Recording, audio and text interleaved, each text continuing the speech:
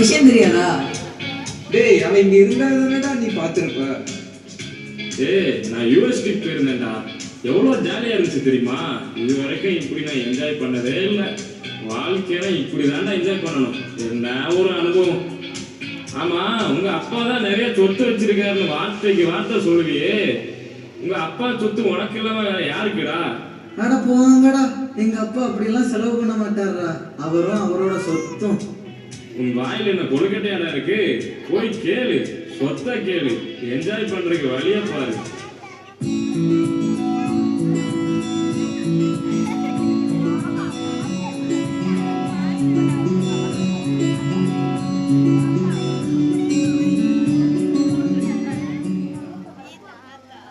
என்னப்பா தம்பி காலையிலே போனானே, இன்னும் திரும்பி வரல? அதுதான்ப்பா நானும் யோசிச்சுட்டே இருக்கேன்.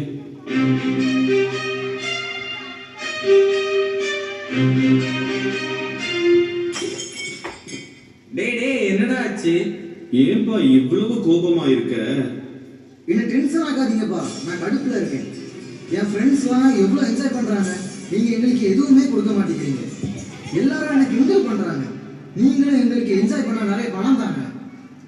மக்களே, நாம அவங்கள மாதிரி மாம்ச இச்சைக்கு இடம் கொடுக்க கூடாதுமா.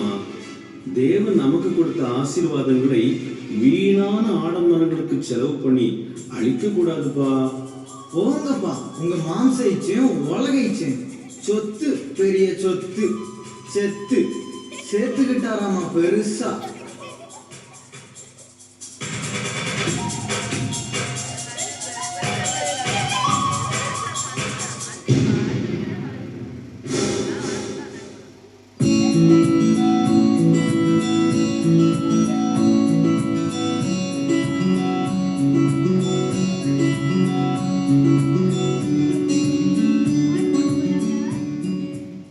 டேய், போன மேட்டர் சக்சஸா? உங்க அப்பா என்ன சொன்னாரு? இல்லடா, அவர் என்னென்னமோ சொல்றாரு. என்னமோ மாம்ச இச்சையா உலக இச்சையாம்டா. ஆடம்பரமா செலவு செய்ய தரமாட்டேன்னு சொல்றாரா. என்ன ஆடம்பரமா? இதெல்லாம் சந்தோஷம்டா. நம்ம சந்தோஷத்துக்கு தான் அவர்கிட்ட காசு கேட்கிறோம். அவர் பார்த்து சந்தோஷப்படுறதை விட்டுட்டு மாம்ச இச்சையா மாம்ச இச்சை. என்ன மனுஷனும் உங்க அப்பா. உன் சொத்தெல்லாம் போய் எழுதி வாங்கடா போ. ஆமாடா, அதான் சரி. நான் இன்னைக்கு இதுக்கு ஒரு முடிவு கட்டுறேன்.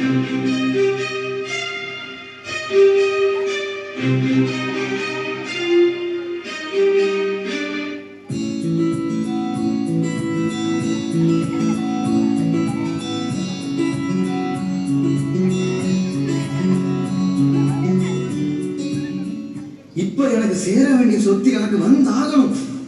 இப்போ இப்போ இங்க உடனே.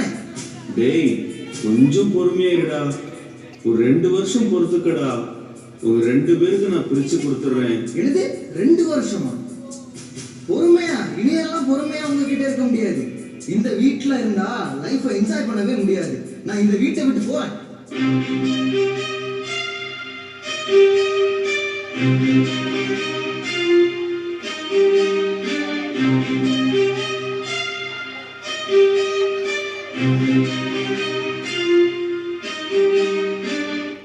இப்பவே டிக்கெட் போடுறேன், ஃபாரின் போறேன், லைஃபை என்ஜாய் பண்றேன்.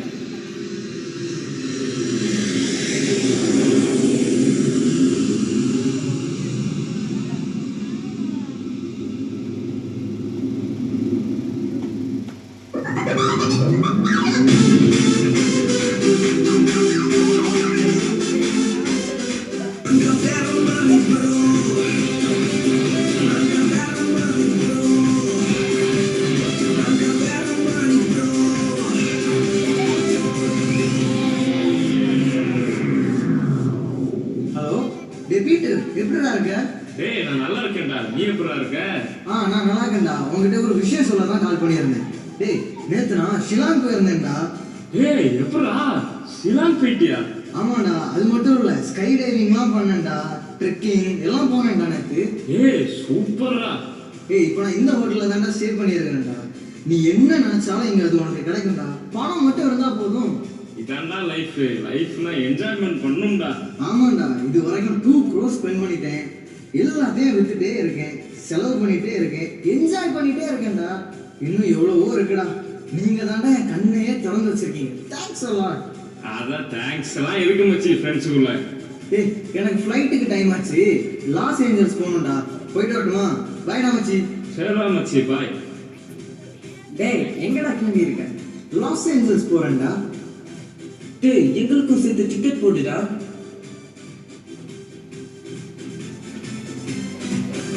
சரி, எல்லாருக்கும் டிக்கெட் போட என்கிட்ட காசு இல்லடா.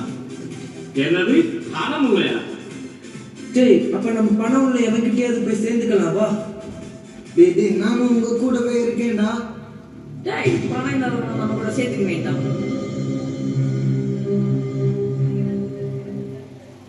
இனி நம்ம ரெஸ்டாரண்ட் பக்கம் தலை காட்ட முடியாது.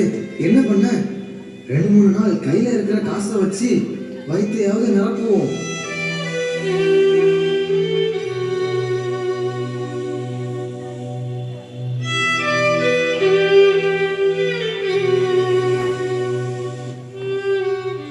கடைசியா ஒரே ஒரு பன்னும் பிரெட்டும் வாங்க மட்டும்தான் கையில பணம் இருக்கு. இது மட்டும் வாங்கி வச்சுக்குவோம். அடுத்து என்கிட்ட சாப்பாடு வாங்க கூட பணம் இல்லையே. ஏதாவது வேலை செஞ்சாவது சாப்பாட்டுக்கு மட்டும் வழி செய்யணும். ச்சே, என் அப்பா வீட்டுல இருந்தேன்னா அடுத்த வேலை சாப்பாட்டுக்கு யோசிச்சு பார்த்துருக்கவே மாட்டேன். வேலைக்காரங்க எனக்கு ரெடியா எப்பவுமே வச்சிருப்பாங்க. ஸ்பெஷலா கவனிக்க அப்பா இருந்திருப்பாங்க.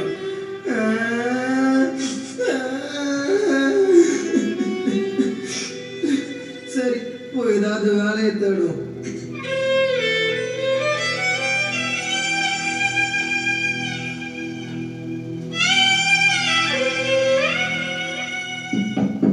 ஐயா, ஐயா. யாரப்பா அது? போயிட்டு வா. சாப்பாடுலாம் ஒன்றும் இல்லை. ஐயா, நான் சாப்பாடு கேட்டு வரலங்க. ஒரு வேலை இருந்தா போட்டு தந்தீங்கன்னா நல்லா இருக்கும் ஐயா. வேலைலாம் இல்லை, என்கிட்டே எல்லாம் சரியா இருக்காங்க. நிறைய பேர் எக்ஸ்ட்ராவே இருக்காங்க. போய் வேற வேலை எங்கேயாவது தேடு.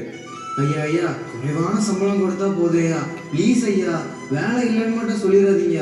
ஒரு வேலையாவது சாப்பிட்ற மாதிரி ஒரு வேலை போட்டு கொடுங்க ஐயா. சரி, என்னோட வயலில் பன்னிக்குட்டிலாம் இருக்கு, அதை வேணும்னா பார்த்துக்கோ. இப்போதைக்கு பன்னி மேய்க்கிற வேலை தான் இருக்கு. சரிங்க ஐயா, இந்த வேலை போதும். சரி, போய் ஒழுங்கா வேலையை பாரு. சரிங்க, நன்றிங்க ஐயா.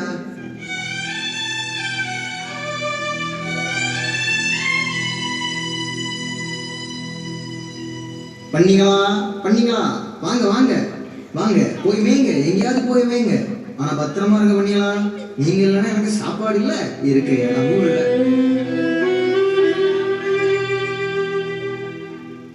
ஐயோ, ரொம்ப பசிக்குது, சாப்பிட ஒண்ணுமே இல்லையே. ஐயோ, பண்ணி திங்கிற தவிடு அங்க இருக்கு, அதையாவது எடுத்து சாப்பிட்டுருவோம்.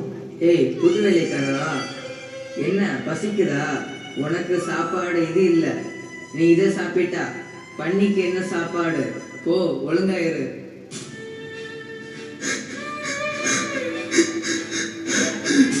ஐயோ, எங்க அப்பாவோட வீட்டுல எத்தனையோ வேலைக்காரங்களுக்கு திருப்தியான சாப்பாடு கிடைக்குது. நான் இங்க பசினால செத்து போயிடும் போல இருக்கு. நான் எங்க அப்பா கிட்ட போக போறேன்.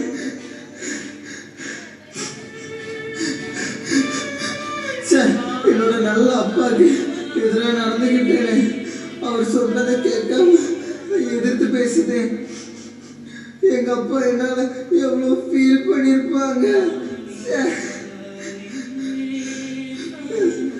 எங்க அப்பாவுக்கு விரோதமா நடந்து பெரிய பாவத்தை பண்ணிட்டேனே. ஃப்ரெண்ட்ஸ் பேச கேட்டு என்னோட எல்லாத்தையும் இழந்துட்டேனே. ஐயோ, இனி என் அப்பாவுக்கு பிள்ளைன்னு பேருக்கு கூட என்னால் சொல்லிக்க முடியாது. எனக்கு தகுதியே இல்லையே. அவரோட கூலிக்காரர்ல ஒருத்தரா என்ன நினைச்சு அவர் கூட வச்சுக்கிட்டா கூட போதுமே.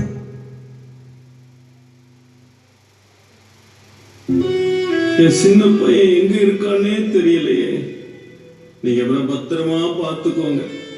என்கிட்ட திரும்பவும் கூட்டிட்டு வாங்க ப்ளீஸ். எப்படியாவது நான் அவனை பார்க்கணும்.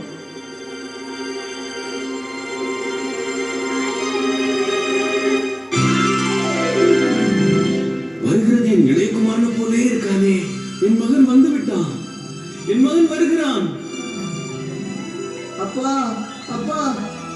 நான் பரத்துக்கு விரோதமாகவும் உங்களுக்கு விரோதமாகவும் பாவம் செய்தேன்ப்பா. இனி உங்க பையன்னு சொல்லக்கூட எனக்கு தகுதி இல்லப்பா. என்ன மன்னிச்சிருங்கப்பா. உங்க வேலைக்காரர்ல ஒருத்தர வேணா சேர்த்துக்கோங்கப்பா. அழாதப்பா, அழாதப்பா, ஒண்ணும் இல்லப்பா. நீ திரும்பி வரமாட்டியான்னு காத்துட்டு இருந்தேப்பா. நீ திரும்ப வந்துட்டல்ல, எனக்கு அது போதும்பா. நான் ரொம்ப சந்தோஷமா இருக்கேப்பா. எல்லா வேலைக்காரங்களுங்க வாங்க. என்னுடைய இளைய குமாரன் திரும்ப என்கிட்டயே வந்துட்டான். நீங்க போய் அவனுக்கு காஸ்ட்லியான ட்ரெஸ் எடுத்துட்டு வந்து அவனுக்கு உடுத்துங்க. என் குமாரன் கைக்கு அந்த விலை மதிப்பற்ற மோதிரத்தை அவனுக்கு போட்டு நான் அழகு பார்க்க வேண்டும். அந்த புது செருப்பு எடுத்துட்டு வாங்க. சமையல்காரர்களே, ஒரு கொழுத்த கன்றை கொண்டு வந்து அடியுங்கள். நாம் பூசித்து சந்தோஷமாயிருப்போம். என் குமாரனாகி இவன் மரித்தான், திரும்பவும் அவன் உயிர்த்தான், காணப்படாமற் போனான், திரும்பவும் காணப்பட்டான்.